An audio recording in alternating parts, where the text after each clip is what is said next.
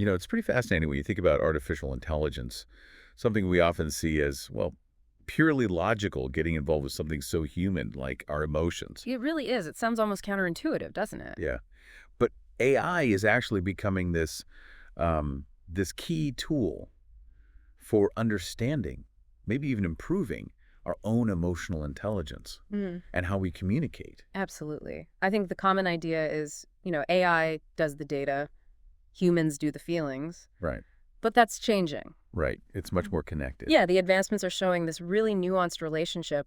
These two areas, AI and emotion, they're really intertwined.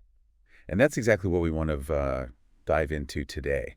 We're looking at how AI is actually being used to help us get a better handle on emotional intelligence, EI, and our communication skills. Hmm. And if you're tuning in, you probably want to get up to speed on this pretty quick, right? Without getting totally bogged down in the tech jargon. So consider this your shortcut. Definitely. And it's key to stress this isn't about AI like taking over our feelings or anything. Yeah. It's more about how AI can help us get better at connecting with each other, especially with emotional intelligence and interpersonal communication. So the mission for this deep dive, then. Yeah, the mission is really to understand how AI is being used right now in professional settings to analyze and actually boost human EI. We're moving past that simple idea of AI just automating stuff. Okay, let's unpack that, the evolving role of AI. Hmm. Because for a while, the story was just, AI takes over repetitive tasks. But that feels, well, pretty limited now, doesn't it? It really does. I mean, yes, it does that. But the progress in areas like motion detection, natural language processing, NLP, and computer vision, it just exploded the possibilities. Okay. These AI programs are getting really sophisticated. They can analyze these tiny signals and how we communicate, things humans might just gloss over. Subtle signals. Just Yeah. like what specifically? What are we talking about? Well, think about spoken communication. Yeah. The tone of voice, the pitch, how fast or slow someone speaks. But it's more than just audio. AI can also look at nonverbal stuff, facial expressions, body language, even eye contact. It pulls all this data together. Right.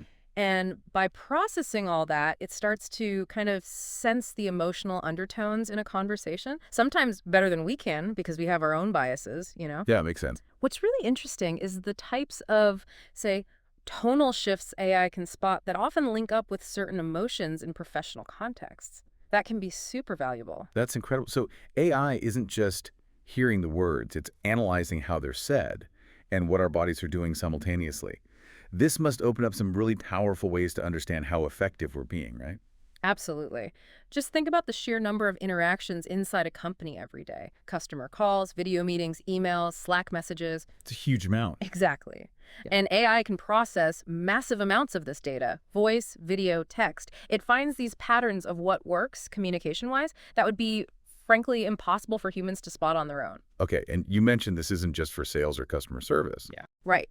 That might be the obvious first thought, but the applications are so much broader. Think leadership communication, public speaking. Product management, trying to really get what users need. Perfect example. And even things like virtual therapy, teaching, learning a new language, improving bedside manner for doctors. It's really wide-ranging. It's amazing how AI could provide insights in fields that feel so fundamentally, well, human. It is. And look, this isn't some niche thing. The market for emotion detection and conversational AI, it's Yeah. projected to be over, $55 billion by 2026? Wow, okay. That growth tells you just how much value industries are seeing here. It signals a big shift in how businesses are thinking about emotion and interactions. So we see how AI is doing the analysis, but let's circle back to why this matters so much, which brings us squarely to emotional intelligence, or EI.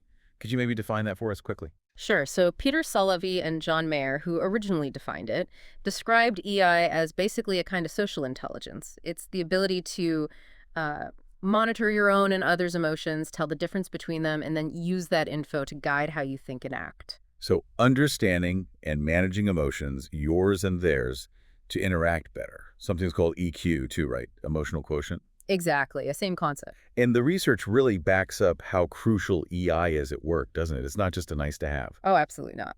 The data is pretty clear. EI is a really strong predictor of professional success. There was research from Yale linking EI to better decision-making in companies. Okay. Harvard found EI predicted team success better than IQ. And then there's Google's famous Project Oxygen. Right, I remember that, looking at managers. Yeah. They found that for managers, EI was more important than their technical chops or even just raw intelligence. It really hammers home that EI isn't just a soft skill. Wow. So that whole hard skills versus soft skills thing, Hmm. it sounds like EI might be categorized as soft, but its impact is definitely hard-hitting. Precisely. The big takeaway is EI is just as critical as technical know-how. Investing in it isn't just good for the individuals, it drives success for the whole team, the whole company. Okay, understanding why EI is important is one thing, but actually improving it, that feels like the hard part. It can be, yeah. It involves self-awareness, managing yourself, and understanding others' emotions, often in really complex situations where everyone has different histories, different goals. Yeah. How can AI even begin to help with something so human and complex? Well, that's really the fascinating part, isn't it? Why this intersection is so compelling. Improving EI is complex, absolutely. But AI offers some pretty powerful tools to assist. Like how? Think about customer service reps, for instance. AI can give them real-time feedback, little nudges about the customer's likely emotional state during a call. Okay, real-time insights. And another thing is simulations. AI-powered call simulations let reps practice in a safe space. They can try different approaches, see how communication styles might shift the emotional tone without any real-world consequences. That makes a ton of sense, Yeah. especially for those high-stakes roles. Uh-huh. Like you mentioned, customer success managers, CSMs. They manage huge revenue sometimes, deal with customers across different cultures. Exactly. For CSMs, understanding those cultural nuances, those interpersonal dynamics, AI providing insights there could be a massive help, a real game changer for building rapport. So it enhances their ability. Precisely. And we're already seeing companies put this into practice. Take Gainsight. They're a big player in customer success software. Right. They're actually building EQ analysis into how they hire and onboard new people, looking at emotional intelligence right from the start. That's really thinking ahead, using EI insights right from recruitment. Yeah. And they've also got this pilot program going. They have CSMs based in India working with customers in the Americas. Okay. They use tools like Gong and Zoom to record calls, then feed that data into a conversational intelligence platform.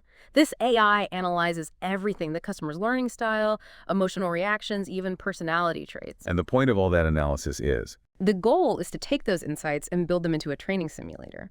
So other CSMs can practice, fine-tune their approach for calls with, say, America's-based customers. It's all about tailoring the delivery, meeting the customer on their emotional level for, a win-win. That's a super concrete example. Yeah. AI directly shaping communication and relationships at work. You mentioned Gong earlier, too. They sound like a major force here. Oh, they definitely are. Hugely successful company, valued over $7 billion. Clients like LinkedIn, Slack, Zillow, Accenture, you name it. Big names. Their main thing is analyzing sales interactions, helping salespeople communicate better and ultimately close more deals. How do they do that exactly? They use machine learning, AI learning from data and NLP to analyze customer emails, video calls, everything. It lets them pull out these really rich qualitative insights from all the quantitative data, like what actually makes a sales conversation successful. Okay. And that info helps sales teams craft better pitches, use language that's more empathetic, more effective. You mentioned Zillow using them during the pandemic. Yeah, that was interesting. When everything went virtual, Zillow used Gong to track which specific phrases or approaches worked best for closing deals on virtual tours. They also used a Gong feature called Whisper. Whisper. Yeah, it basically ranks sales team members. So Zillow could see what their top performers were doing differently, identify those best communication practices, and then share them across the whole team. Make those winning strategies standard practice. That's incredibly practical. Not just finding problems, but scaling what works. What about BenchShy? You mentioned them too. Right, BenchShy. They work with pharma companies, helping with clinical trials. Their VP of customer success, Mike Egan, is really focused on proactive customer support. Okay. Now, here's the twist. Because of strict privacy rules in pharma, they can't record online meetings. Ah, okay. So how do they use AI then? They got creative. They use an AI conversational intelligence platform, but instead of call recordings, it analyzes emails, support tickets, survey feedback, written stuff. So piecing together the emotional picture from text communications. Exactly. The platform does personality and behavioral analysis based on that text to figure out the customer's likely emotional state. This helps their reps understand the customer's viewpoint better and tailor their responses more effectively, even without hearing their voice or seeing their face. These examples really show AI popping up at different points in the customer journey. You called it an AI feedback loop. Explain that. Yeah, absolutely. Particularly in customer success, they've been really smart about creating this kind of 360-degree AI feedback loop. It gives insights into customer emotions before, during, and after interactions. Okay, let's break that down. Before the interaction, how does AI help there? So before you even talk to a customer, especially for a big conversation like a renewal or maybe a potential cancellation or upgrade preparation is everything, right? Makes sense. Companies like Cyrano.ai, they have tech that analyzes past conversations with that customer. It builds this detailed profile communication style, stated priorities, commitment level, even specific emotional moments from past interactions and how they were resolved. Whoa. So it's like getting an AI-generated briefing doc on that specific customer's emotional and communication patterns. Pretty much. Knowing those nuances lets CSMs tailor their approach, their presentations, everything, to better match that individual customer's personality and preferences. Okay, what about during the actual conversation? Can AI help in real time? Yes, Yeah. definitely. There are tools like Cresta. They use AI to give live feedback and tips to call center agents, usually as text prompts on their screen. Like a little AI coach on their shoulder. Kind of. So if a customer brings up a specific objection, the AI might pop up a suggestion on how to handle it. Or if a customer sounds upset, it might suggest phrases to help de-escalate, calm things down. That sounds potentially very powerful. You mentioned Earthlink using Cresta. What happened there? Yeah, Earthlink, the internet provider. They use Cresta to update their contact centers. And get this, within the first month, they saw an 11% drop in average call time and a huge jump, 124% improvement in selling extra services. Wow, those are serious numbers. Right. Real tangible results from real-time AI help. Absolutely. Okay, so that's before and during. What about after the interaction? How does the loop close? Well, the post-interaction analysis is where AI can really shine by learning from all of those past conversations. The more data it gets, the smarter the insights become. Right, it learns over time. Exactly. Companies like Reciprocity, they do risk and compliance stuff. They use conversational and emotional intelligence platforms, sometimes alongside tools like Gong, to analyze recordings of customer meetings after they happen. And what do they get from looking back like that? They get a much deeper read on the personalities of the different people they interacted with on the customer side, just based on how they communicate. But it gets even cooler. Oh, yeah. They use something called natural language generation, NLG. The AI doesn't just analyze, it actually generates advice for their CSMs on the best way to talk to specific individuals in future interactions. It suggests how to talk to person A's versus person B. Yes. And it can even spot similarities in personality or communication style between a CSM and a customer contact and suggest, hey, maybe you should handle this person to reduce friction and make communication smoother, especially during sales or upsell talks. It's AI helping build better bridges. It really sounds like they're leveraging AI to build genuinely stronger, more empathetic relationships between their people and their clients. It's definitely way beyond just, crunching numbers. It's shaping human interactions. That's exactly it. And more companies are seeing the real value in exploring these AI tools, not just for efficiency, but to actively boost the emotional intelligence and communication skills across their teams. Hmm. Ultimately, AI has this potential to really increase self-awareness and strengthen those critical relationships at work. It's clear the tech is still evolving, no doubt. Uh-huh. But as it gets more data, gets more sophisticated, Hmm. the potential for AI to help make teams more emotionally intelligent and, by extension, make companies more successful, more profitable.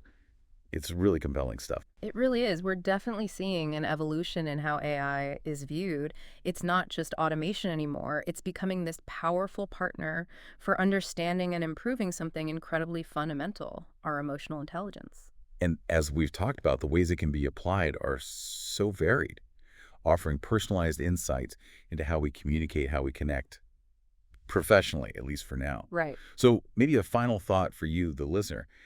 If AI can help us truly understand the emotional layers of our communication, how might that reshape the future of work?